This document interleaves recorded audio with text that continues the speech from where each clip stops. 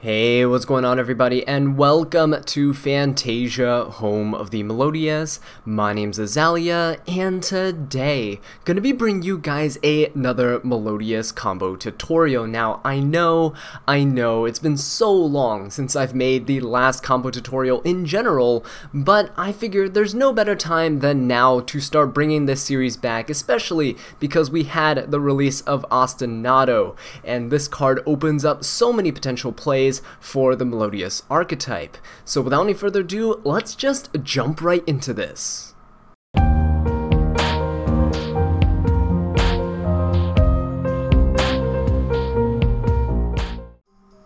So for this combo, you're going to need 3 different cards in your opening hand. The first being, of course, your copy of Ostinato. Ostinato is going to allow you to go for your fusion play right off the bat to get Bloom Prima on the field so that you can use her for link material.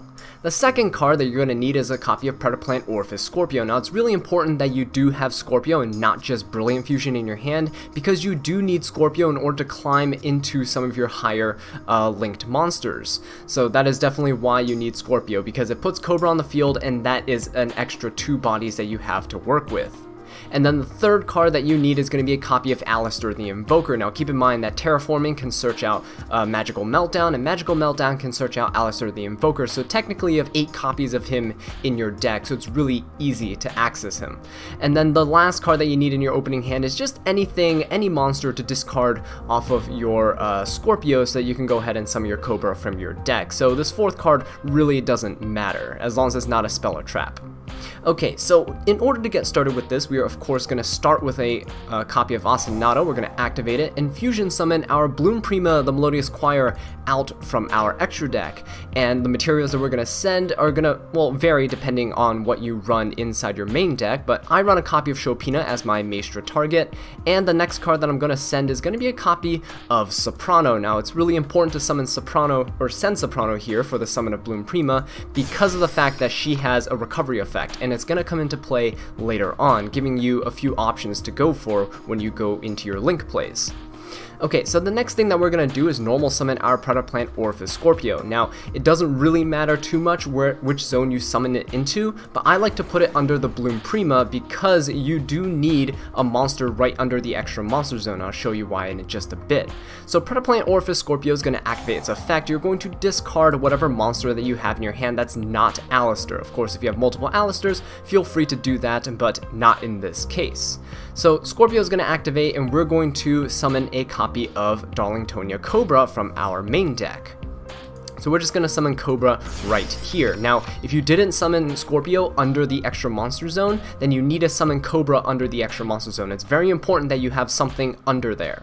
So now we're going to activate our Darlingtonia Cobra's effect, and we're going to go ahead and search for a copy of a fusion card from our deck. And in this case, we are playing a Brilliant Engine with the Predaplants right here. And this is really just because Seraphinite is a fairy type monster, and you'll see why that matters in just a bit. So now we're going to go ahead and tap into our extra deck for the first time, and we're going to summon Reproducus. Now, Reproducus is really good for getting access to summon sorcerers, especially if you're playing engines like this where they don't really have cohesive type and attribute matches.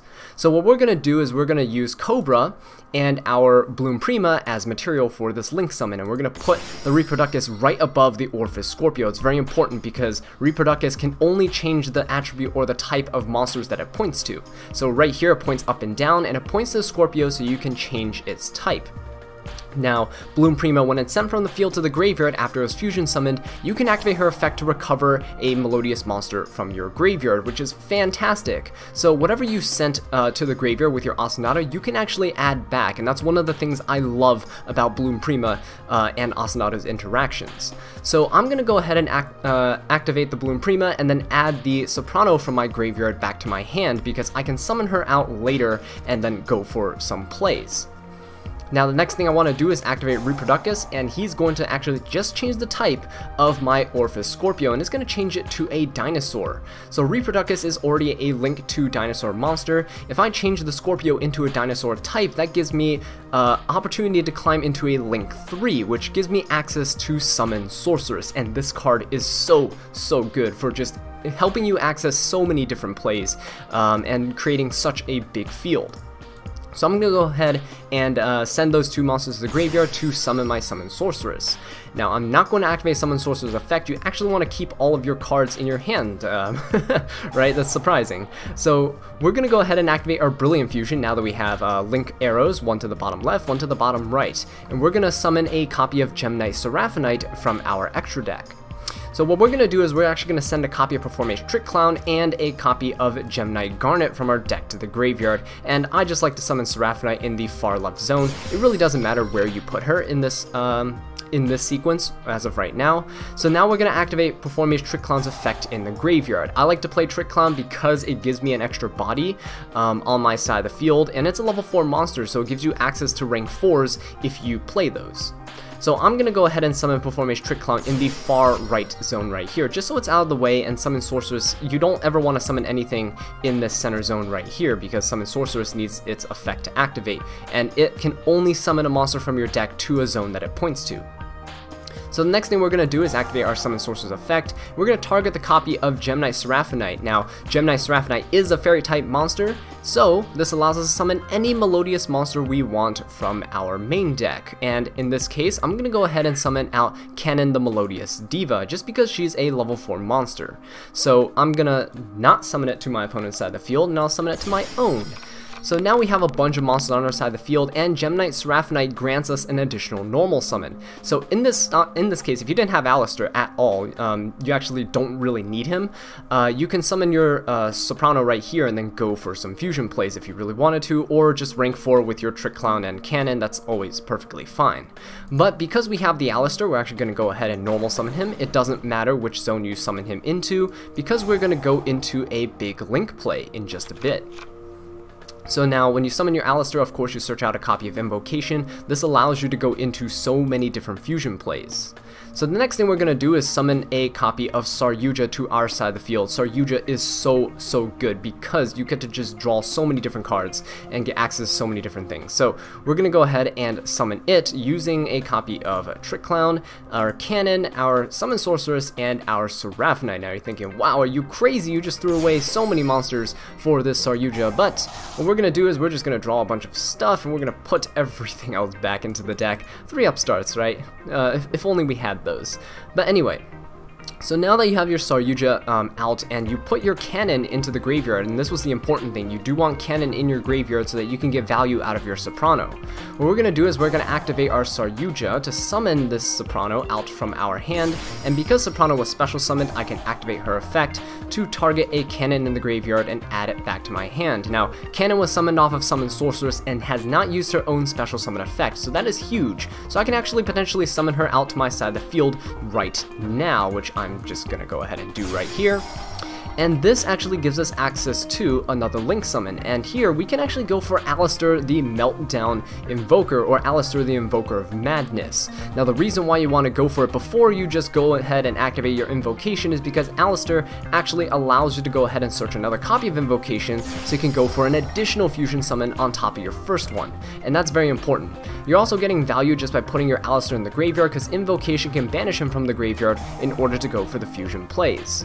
So I'm going to go ahead and summon a copy of Invoked Mechaba from my extra deck, and I'm actually just going to go ahead and banish this Aleister from my graveyard, as well as the Performance Trick Clown, because it's basically useless at this point. And you want to save your Melodious monsters in here because of the fact that you can always use them at a later time by recovering them with Soprano and all that good stuff. So we're going to go ahead and banish those 2 monsters, and it doesn't matter which zone you summon this Mechaba into, I'll just summon it right under the Saryuja. It gets a nice little attack boost, and then right after you summon that Mechaba, you can activate Aleister the Meltdown Invoker, or the Invoker of Madness's effect. You can discard the card that you just drew off of the Saryuja, because he allows you to draw 4 and put 3 back, so you get a +1 out of it, which is not bad. Or potentially if you were starting with a 5-card hand, you would have another card in your hand for this to work. You would pitch whatever card you had, add another copy of Invocation from your deck to your hand, and now you can go for another fusion play. But before we do that, I'm just going to go ahead and quickly activate the Invocation in the graveyard, add this Aleister back to my hand, and now what you can do is activate this Aleister in your hand. Gonna go ahead and just boost up the attack of Mechaba. This isn't really like necessary the attack boost is not, you know, what we're trying to go for here. The goal is to actually just put this copy of Aleister back to the graveyard so we can banish it with this invocation to go ahead and summon, well, what we need to. So I'm gonna go ahead and activate the invocation here, and I'm gonna summon a copy of Invoked Caliga. Now Caliga is such a powerful floodgate, it's immensely powerful, so I'm gonna banish a copy of Aleister, and because our Predaplants were dark, I'm gonna banish one of those as well to summon this to my side of the field. Now unfortunately you can't use Invocation's effect again to add that Aleister back to your hand, but that is completely fine. So at this point you could just end your turn. You have two amazing Link monsters on your side of the field. You have a Mechaba for a negation. If you started with 5 cards in your hand, you have a card for Mechaba to negate with, and you have Caliga that just says no to your opponent's monster effects and to your opponent's battle phase. But in the case that you don't really want to leave Caliga on the field just like this, you know, if you don't have another Aleister or something in your hand to try to protect it with, although 2100 defense is really respectable, you could always go and overlay your Soprano here with this Caliga for an Abyss Dweller. So that is definitely another option that you can go for. But yeah, that basically concludes this combo. You can end with a multitude of different feels depending on if you play things like Book of the Law and things like that in your main deck, but this just goes to show you the potential that Melodious has in combination with Invoked to pump out really oppressive feels just out of nowhere, something that your opponent really wouldn't expect this deck to be able to do. But anyway guys, as always, thank you all so much for watching this video. I really do appreciate it. If you enjoyed it or found it helpful, please leave a like, subscribe for more Yu-Gi-Oh content, and leave a comment down below letting me know what I can do to improve. And until next time, take care.